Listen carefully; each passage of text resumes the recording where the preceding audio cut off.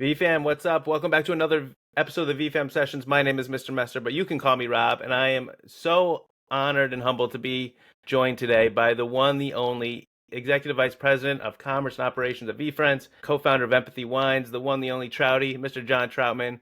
John, how are you today? And thank you for being here. I am wonderful. Couldn't choose anywhere else I'd rather be today. Humbled and honored to be a guest, and thanks for having me on. Uh, I'm thrilled. I'm thrilled. We were just talking. You're one of the OG of OGs, and this podcast has taken many. There's many different pockets of demographics, but some Vayner nerds, we'll call them, are one of those buckets of people. And you've been around for a long time, and I'm sure have seen a lot of stories, of course. So humbled to have you on and taking some time out of your busy schedule. As always, though, I'm going to treat you like anyone else. I'd love to take it way back. So if you don't mind giving us the 55-second version on Jon Troutman before you even heard the name Gary V. Yeah, of course. I'll say you jokingly called me an OG. I think I definitely have earned those stripes, and you can tell I've have enough gray hairs now at this point to prove it. But yeah, quick snapshot on me prior to working with Gary. So you and I share a New England connection. I grew up in Massachusetts, Cape Cod, so vacation destination. Grew up in a family that owned and operated a small business there, a restaurant called the Scargo Cafe. Um, Grew up working with the family business, so kind of was surrounded by entrepreneurship from the earliest of days, washing dishes on the weekends and occasional weeknights when, schoolwork didn't get in the way. Then bussing tables, being in the service side, which frankly are skills that I continue to hone and, Mm. reflect back on of how they were instilled in me from a very early days. Host, then a bartender, and was always surrounded by food and wine that then in my teenage years kind of became a passion and ultimately went on to leave the nest and went to college in Vermont at the University of Vermont. Awesome, awesome city. And like most people at the age of 22, I graduated with a business degree. That was always of interest. But I didn't really know what the hell I wanted to be when I grew up. Couple that with a financial crisis, and those headwinds became that much stronger of like kind of trying to figure out who I wanted to be, what I wanted to do. Why wasn't McKinsey and all these consulting firms I was told I should go get a job at calling me Mm. back? And I ultimately knew that I should pursue something that I at least loved and was a passion and interest. And that was increasingly becoming wine specifically. And at the age of 22 years old, I dove in with the Court of Master Sommeliers. Was at one point, and I think it's greatly been exceeded, one of the earliest to go through and pass some of those exams. And then I had a realization: do I really want to work in restaurants the rest of my life? And do I want to be in hospitality? And do I want to be managing a wine cellar and taking inventory until 2 and 3 in the morning, like a lot of people in those career paths end up doing? Mm. Um, and I didn't know the answer to that. And then I think maybe the universe planned things, and maybe it was serendipitous, and maybe it was me manifesting my own destiny. But between discovering Gary Vaynerchuk on the internet, who is more the wine guy than he was the business Yep. entrepreneur marketing guy at the time, I'll give you the short version, but was ultimately fortunate enough to build a relationship with Gary. And he took a flyer on me in a very, very early stage internship role working at one of his wine startups. Um, and then the rest is history. That was about 16 years ago. Amazing. And there's so much there. It definitely unfair to box you into 55 seconds, but uh, interesting. I have to ask. Family, obviously, there's similarities between you and him in the, growing up in a family business. Um, and I know you mentioned the bartending. Did your passion for wine start there as early as then, or was it not till you got a little older? Yeah. I would call it more of a curiosity than necessarily a passion right out of the gate. Um, I will say from, at the age of even before 18 years old when you were really illegally allowed to do it, but just being surrounded by, beverage alcohol sales and wondering, why is somebody choosing Amstel Light over Heineken? Why is somebody, spending $200 on bottle of wine versus $60 for the same thing that's Cabernet Sauvignon from California? Like, just my interest was piqued. And to sell it, you had to at least have a working knowledge of it. And so, long before I could tell you anything about the nuances and smell and blind taste and all those things, I at least had to know a little bit of the elementary difference between some of these grapes, some of these wine regions, some of these beer styles. So I would say it was maybe a slow burn that what was a curiosity and working knowledge then became more of a true passion and a vested interest in learning more. That makes total sense. Yeah, So you end up working for Gary, and we're talking about Corked here, right? that's right. Yeah. The For startup. the real And OGs, they might know that name, but for others that don't, was a wine social network founded by two developers that then Gary ultimately ended up acquiring it from them in its infancy. And this was early days of, social networks. Twitter and Facebook were just starting to, hit a critical mass. Platforms like Tumblr emerged.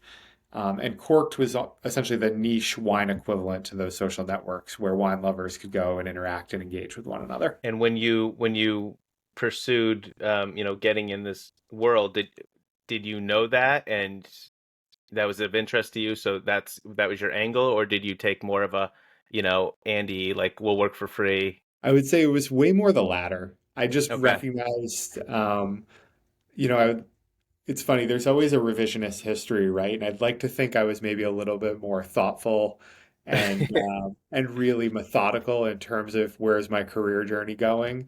But the truth of the matter was, I just trusted my gut. Yeah. I had, become first and foremost a fan of Gary's and some of the content that he was producing on YouTube.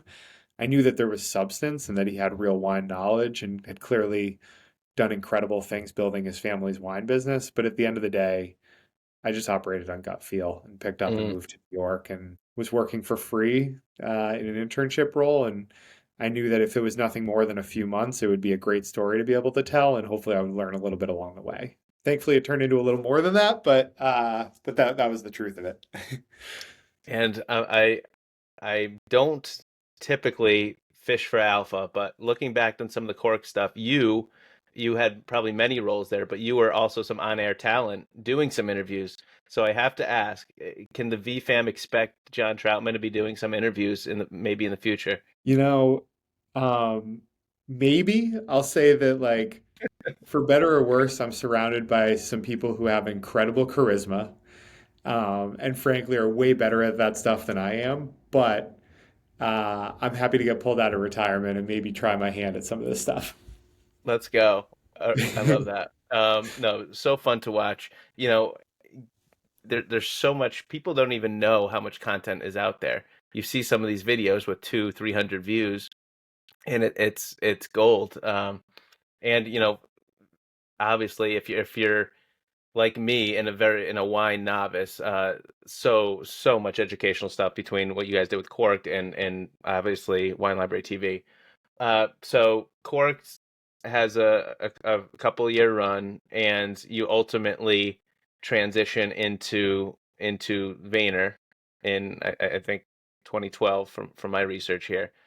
Talk to us about that, and then uh, maybe what you were looking for. Did they pitch you? Did you pitch them? And professionally, what you were looking to do during that time. Yeah.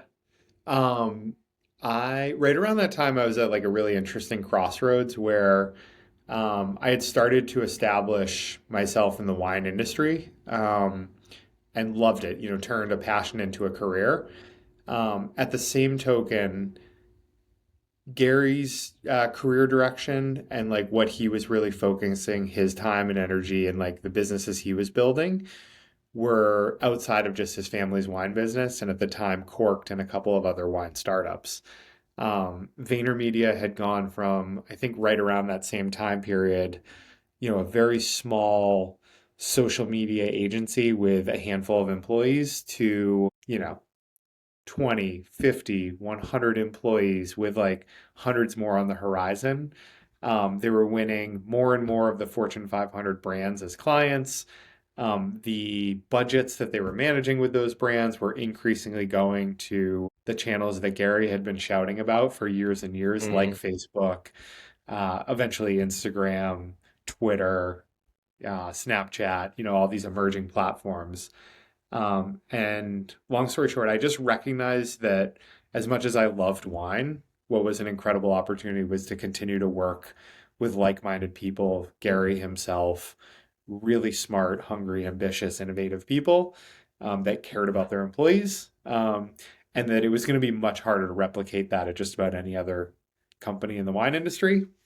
And so I ended up moving over to VaynerMedia, where I spent I think about 7 years, something like that, a good stretch of a run, experiencing the incredible growth that Vayner had during that window. So that was kind of the background behind my pivot at that time. And in hindsight, I think it was an incredible decision because at least for me, I loved wine, but it was probably more important to work with people and continue to learning things from them rather than just staying within a specific field.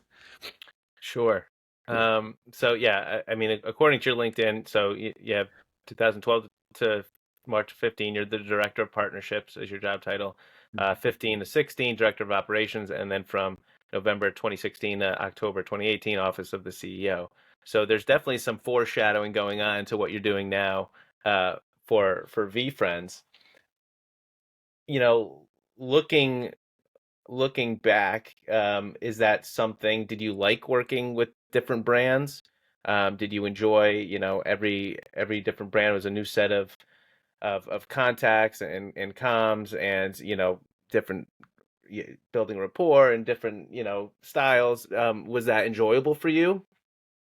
Yeah, I think for me, and it's been probably an epiphany only in the last several years, but having grown up in a family-run business myself, and then eventually working with somebody like Gary, who's as entrepreneurial as they come. I was really fortunate in that all of those job titles that you described and the role that I was playing were so flexible, Mm. broad in their scope, and I was empowered to be in a whole lot of different meetings and responsible with a whole range of different tasks. Um, that even as the company VaynerMedia was going to become more and more of a well-oiled, structured machine, I always had these very entrepreneurial roles. So I was always tasked with kind of like figuring out new initiatives, new projects, tasked with like solving certain problems that really ran the spectrum. And so it gave me a lot of different learnings, a lot of different skill sets um, that I think then enabled me to take those and go off and start a whole new company where I had a real fine founder skill set and mentality. I think I never played a traditional role that exists the way it does today within VaynerMedia, and for that, I'm like really fortunate. And it's a Yeah, little that bit different than a lot of career paths. it definitely sounds like you got the best of both worlds there. You get to do that under this umbrella with so much great energy, so much great resources. So we're getting to the point during COVID. Many things pivoted, changed during COVID, but out of COVID, birth or maybe a little bit before Empathy Wines. So many people know how the story ends. You guys end up selling the brand to Constellation, and you stay on for a little bit. But let's let's reverse engineer that. Tell us, as deep as you want to go, how the brand Empathy came to be with you and Gary and Nate Schroeder being at the helm of that. Yeah. Um, the concept for empathy and our early direction was several years before COVID. I'll say the business launched a couple of years before COVID hit, but it was really almost like a snowball or a mixture of all of Gary's experiences across wine, of course, and that being his background first and foremost as like an expert in this in that category. Two, in digital marketing. It's like how do you ultimately build brand within primarily social media channels that can reaching consumers and telling stories and getting them to fall in love with a brand in like where they're actually consuming content today. But then even he himself was personally writing a lot of angel investor checks into businesses like Birchbox and all these like emerging early stage direct to consumer brands that overnight were stealing market share and like growing at significant scale versus like the big incumbents. So, you think about a space like Warby Parker in sunglasses, like there were no startups outside of Luxottica that had ever stolen share from them. And then pretty much within a 2-year window, everybody was wearing Warby Parkers. And so for us, it was a recognition of like, hey, we know wine inside and out, and we know how to have the relationships and know what great wine tastes like and understand the like limitations of the wine industry today. So how do we like solve that business problem and improve it for consumers? We know how to market that product because we've worked with so many big consumer packaged good brands and even know how to like do it maybe a little bit better because we don't necessarily have the political bureaucracy that comes with very, very big bear. And then finally, we knew direct to consumer and that it was this incredible opportunity for the very first time to build businesses quickly through e-commerce and a whole new sales strategy. So that was kind of the history and why we thought we had the unique permission to launch Empathy Wines. And then to your point, much faster than I think we ever could have possibly dreamed. And right around the time of COVID, we struck a great partnership with Constellation Brands, and the brand was acquired in the spring of 2020. So, I mean, you got the whole process from start to finish.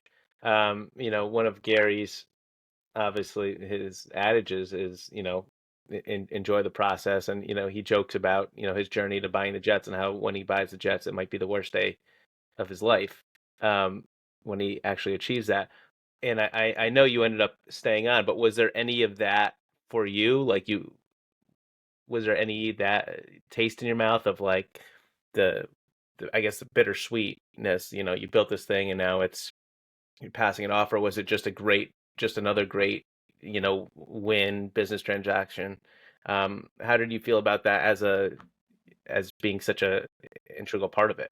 Yeah, it was bittersweet, and I think the truth is so much of the reason why we did it is because Constellation offers incredible scale, right? They're a really, really Mm. big company. They're the makers. For those that don't know, their beer division has household brands like Corona and Modelo and incredible beer business.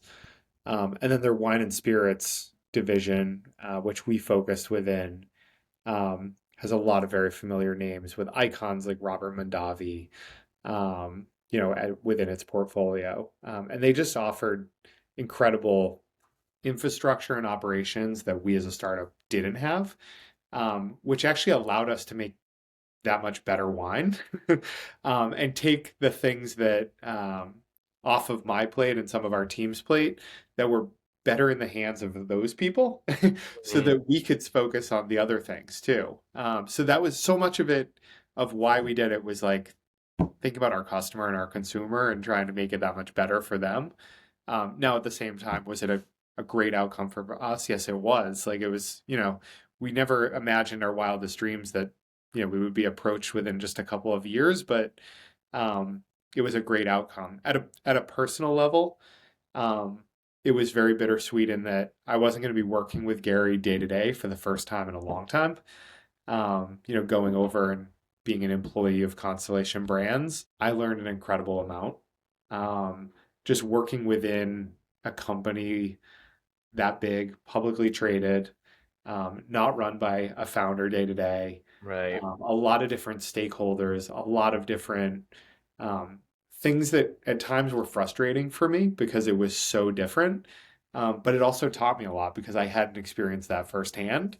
So I felt like I became maybe more well-rounded is a good way to Sure. put it. Totally Um, different perspective. Of yeah. course, do that. Uh, But I also recognized really quickly that like it probably wasn't going to be my long-term plan. In that I learned a lot, but I wasn't, I'm probably not somebody who's well fit to work within Fortune 500s at that stage of my career. Thank you for sharing that. So, Yeah. during this time, we talked about COVID, and the winter of 2020 is we know as when it's well documented that a lot of people start learning about NFTs. Gary has put on record many times that he went in and did his hours and hours of homework and conference calls and the whole deal. So when did you really tap in? I know you have that CryptoPunk PFP. When did you get tapped into that? And when did you start learning about VeeFriends? Were you still having communication and knew what he was up to, just because of the relationship, even though you were over at Constellation? But just curious about that era of you starting to learn about this profound technology. Yeah.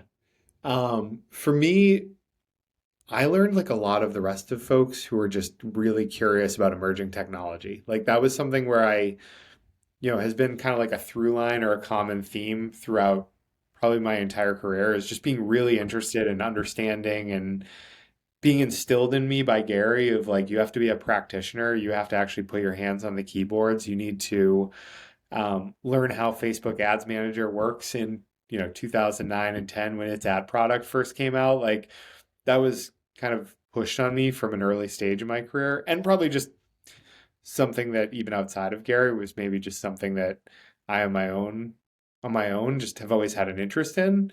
And so when, you know, Gary and some of my broader social circle were like, hey, what are these NFT things? Why do they matter? Like, what's the opportunity for blockchain, above and beyond just NFTs themselves? And like, how do we build within these? And um, Ethereum versus others, like, what's the Mm-hmm. nuance and the differences? Like, I kind of just threw myself into it. And like everybody else, we had a whole lot of time at home to be able to do those things, right? Like True.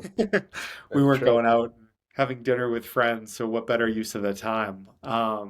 So that was me at a personal level. I'll say from a VeeFriends perspective, I learned the same way the community did. Like, of course, I was friendly with Gary and Andy and some of even just his surrounding team at VaynerMedia that were quickly diving into all things Web3. But like, I I kind of was watching as a fan from the sidelines too, and like minting Series One alongside everybody else, and like Nice. kind of Yeah. tracking along. What date are they going to launch? Is it going to be? Are they going to keep pace with the May 5th target date and like all this other things? Like, Yeah. um, I was more part of the community and participating in Discord than I was, directly having a direct line with the VFriends team. So it was really fun for me to be able to watch, and of course as much as I, had worked with Gary, I've remained a big fan. So it was fun for me to watch him get so enthusiastic about something for the first time in a long time that clearly had taken his attention and his focus to a whole new level in a Yeah. whole new space. So, I mean, that's a you couldn't have mentioned a better segue. You have a thread on X on January 9th, 2023.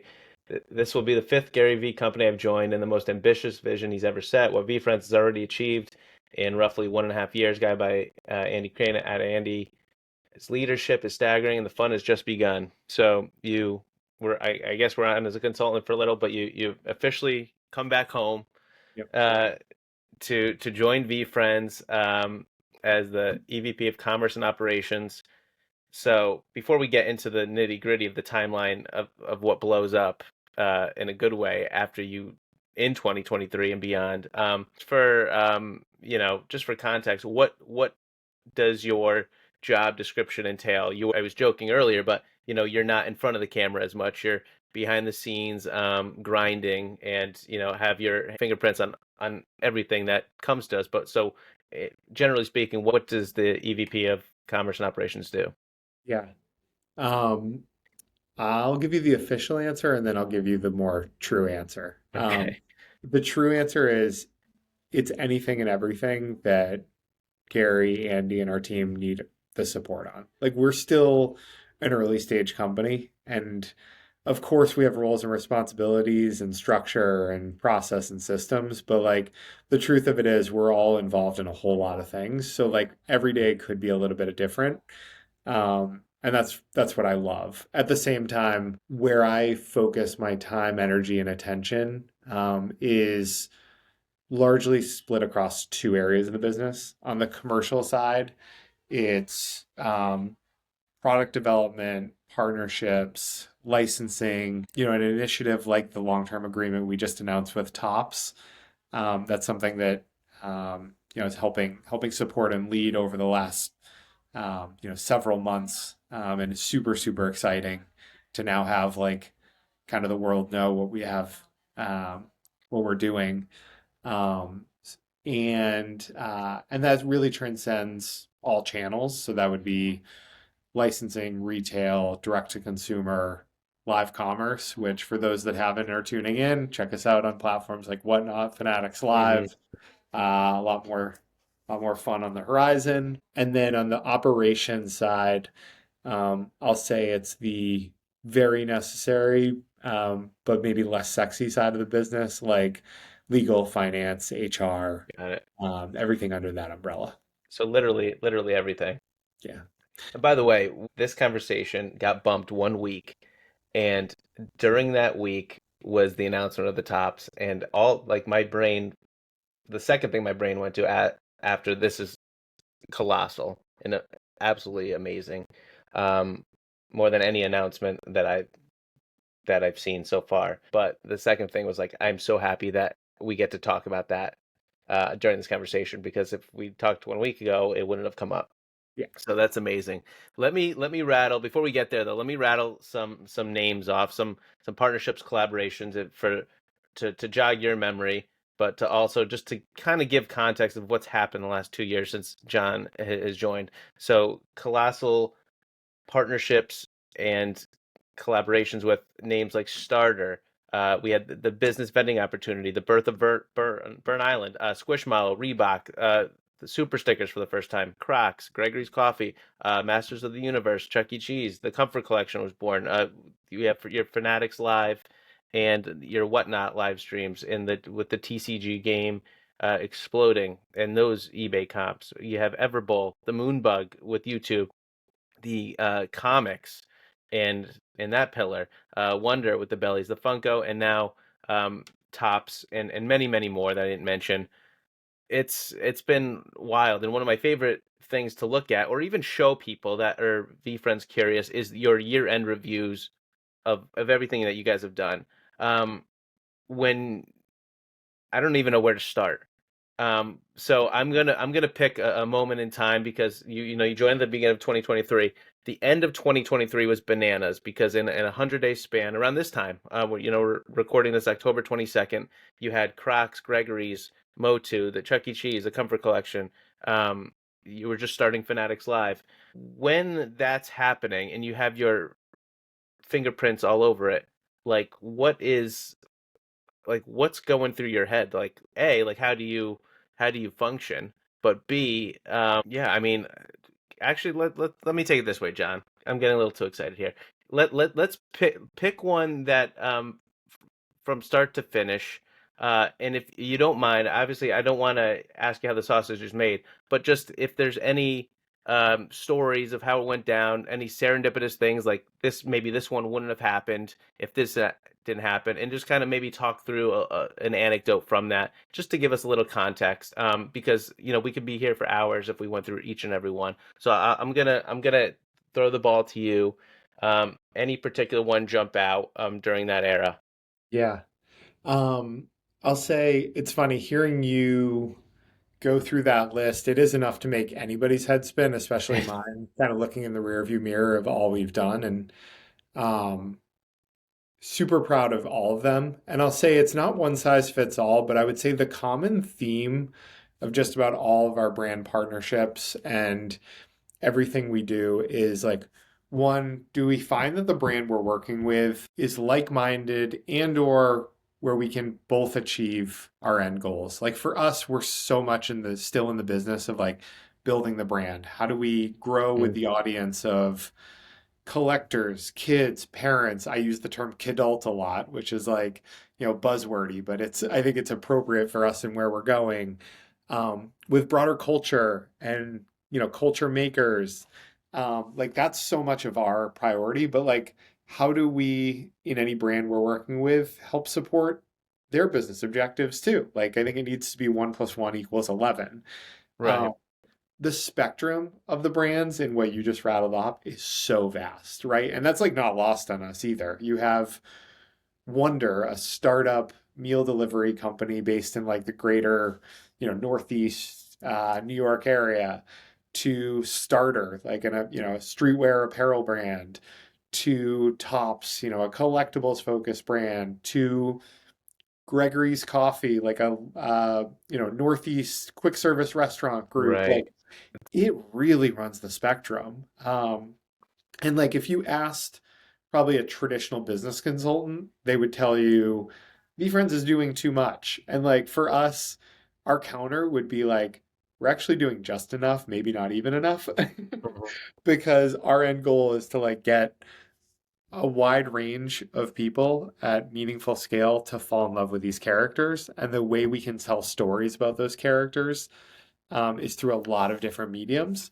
And all of them, in some way, shape, or form, help us achieve that. So I don't know if I answered your question with that, Rob. I know it was a very broad answer, but it would almost be too hard to maybe just pick one and hone in on it because I'd Right. say that's No, and maybe more the common theme. and it was I totally foobarred the question because I totally went off script because I wanted to be a little bit more um not guiding you. So that makes a ton of sense. Are you guys are you guys at the point, is your list of, people, maybe people that outreach to you, or people, brands that you want to work with, are you at the point where you have a list and you know where you want to go, and maybe, this quarter, or what you want to get accomplished this year, that you can just kind of pull from this list? Or are you still kind of um open to inbound and, going out and,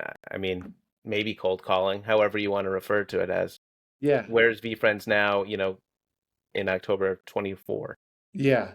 I would say we're still as entrepreneurial as ever. And so like I think inbound, outbound, everything in between, we're like, let's chat, let's see, like let's identify opportunistic opportunities as they come in and come our way, but then also let's be proactive and think about what are the categories that we want to expand into and who would be dream partners for us. I'll be a little cryptic in that I probably won't share the details of those. So Hmm. sorry, I'm not going to reveal a ton of alpha today. I know. No, and um, yeah, and that's not why you're here. yeah. No, but I will say, in terms of like where we are as a business, I think we could continue to, and probably a lot of people would assume that in my role, so much of what I'm thinking about is like maximizing revenue. It's certainly not the case. I think for us, it's how do we get people to fall in love with the characters first and foremost, and to build the brand and the IP. And that sounds so buzzwordy, but it's really like, Gary is very much on the record as referencing Sesame Street, Pokemon, all these Hmm. incredible legacy Marvel, legacy character-based franchises. And if you look, all of them did it a little bit differently, but like the common theme across all of them is that they told stories around those characters Right. to get kids, parents, a range of audiences to fall in love with them. And like that's going to be so much of our focus point in the work we're doing with Moonbug going into 2025 and the year and the years ahead. And if we do that really well, my job becomes really easy. Like Hmm. things like partnerships and other things will happen fairly organically and open up that much more opportunity for us. I appreciate that. I love that. Were you a collector as a kid? The cards and the tchotchkes and all of that stuff?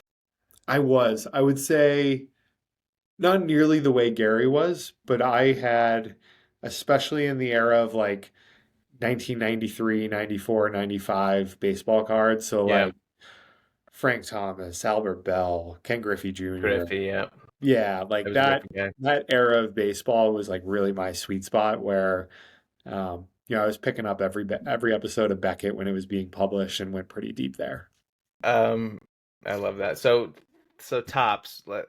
A quick. I think we need to do 45 seconds on tops here. What did that mean to you? Like, also, like, was that a goal right from the get? I have to imagine it was because they're the tippy top. Let's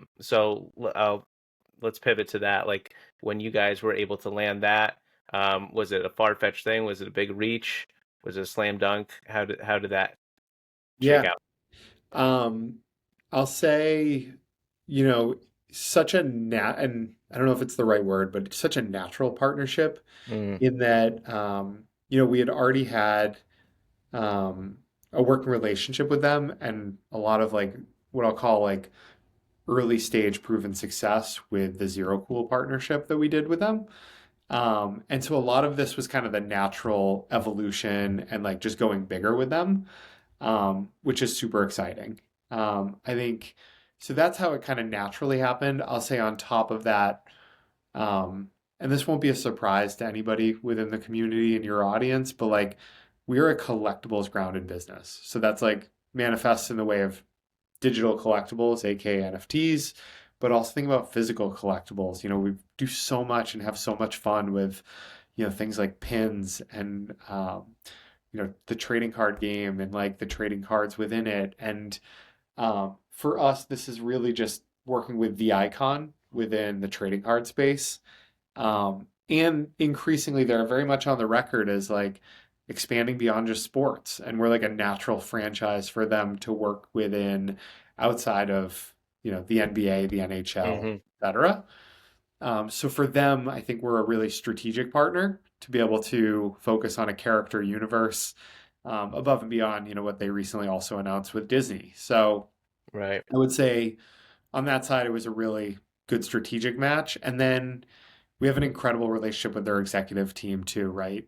They're a founder-led business with Michael Rubin at the helm that operates really similarly, I think, and has that like top-down culture that's been built by Michael, Yeah. similar to the way Gary runs his businesses. So I would say even culturally, they're like such a great partner for us. They operate with similar mentality and kind of a similar way of working to us. Definitely super exciting. And going back to the collectibles, I really appreciate it. And I know a lot of people appreciate how Gary included that slide of like, this is how we're going to achieve our goal of having everyone find out who the characters are, who Patient Pig is. And, that collectibles was right on there. Like, because a lot of people push back on it, like, oh, we're getting sold too much, live commerce, up. But like it's what it is. It's what it takes. So the owning it like that, knowing that all this is coming, I think was a huge win. Uh, John, I'm looking at the time. Do you have 2 more minutes for a quick little segment? Let's do it. All right. Really appreciate you so much. I wanted to squeeze this in quick. We call it micro macro spitfire. So I'm going to do a little rapid fire. You could answer as general in the macro as you want, or get your microscope out and explain why it is what you're answering. So here we go. Micro macro spitfire with Jon Troutman.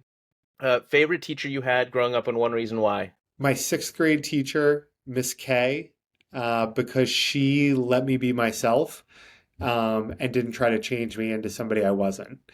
I was a class clown growing up. I was a personality, and rather than her, repeatedly discipline me or try to turn me into something I wasn't, she gave me a little bit of a long leash, maybe too long at times, but I appreciated that she always recognized who I was. Amazing. Shout out to her. Uh, what was your favorite IP growing up? Ooh, man, what a big question.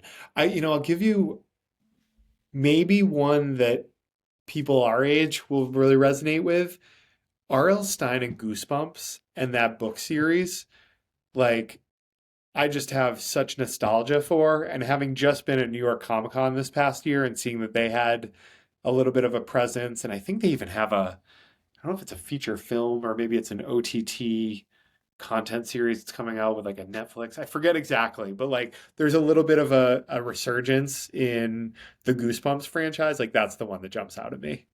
That's so funny. There wasn't a better feeling than leaving the book fair with a new Goosebumps.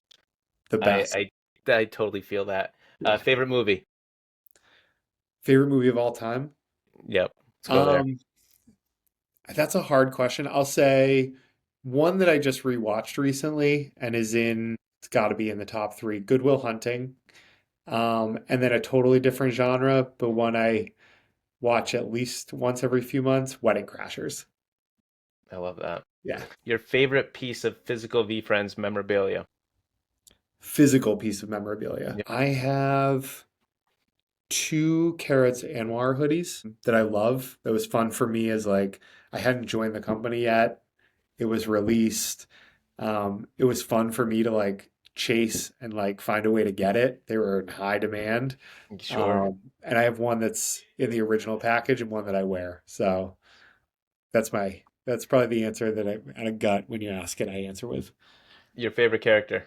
People want me to say sensible sommelier based on my wine background, and I love that character. And Gary generously gifted me with a Series 1 card of the gold, one of one. But I would say Optimistic Otter is the one that probably best represents me. It's just, you got to be positive.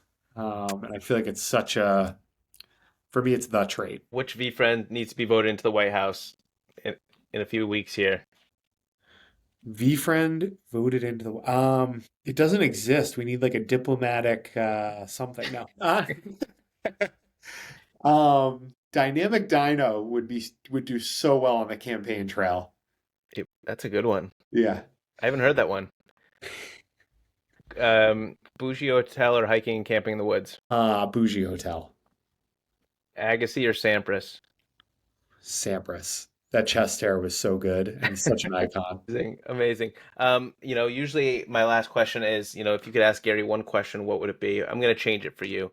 Um, I want to ask you. You probably interacted with so many people who got to experience your hard work at VCon. Uh, what was your favorite VCon moment that you've had in the last few years?